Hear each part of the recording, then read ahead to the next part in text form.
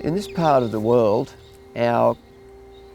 most of our profit, probably if we use the Pareto ratio, about 80% of our income comes in about 2 years out of 10.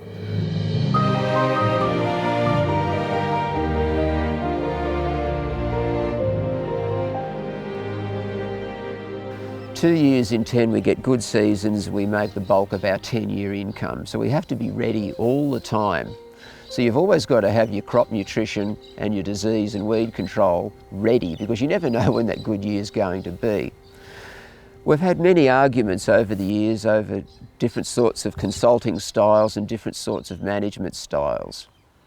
I was one of those people to begin with who always liked to fertilise to about 80% of maximum yield and keep it on the edge so you got your maximum rate of return.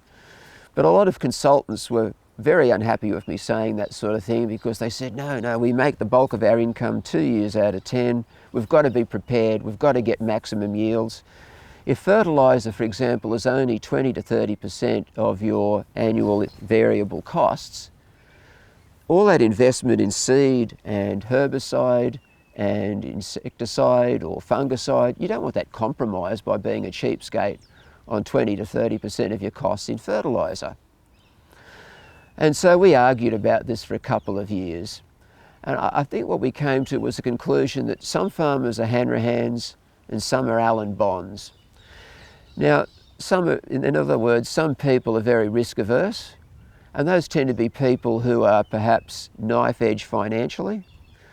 The Allen Bonds are the people who own the farm, 80% plus equity in their farm. They're happy to take a risk or two. And so the message we've given to consultants is that there isn't a one-size-fits-all.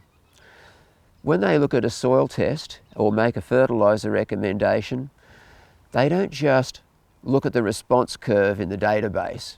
They have to know where that farmer sits. They have to know his personal circumstances.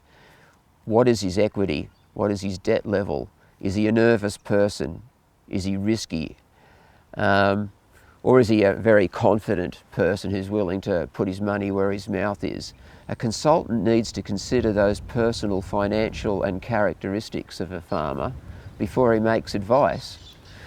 So for a lot of farmers, the idea of fertilising to 80% of maximum yield is just silly. You know, I own most of the farm, or I owned the farm because I got it from Dad. I'm going to fertilise to 100% relative yield on the response curve. That way, if it's a good year, I get maximum yield. But there are always the young farmer who's just taken out a big loan, hits a run of dry years. He needs to maximise the return on investment for the limited income he has. For that sort of farmer, I tend to give advice that just gets them the best rate of return on their investment in fertiliser. So we might only target 80 to 90% relative yield.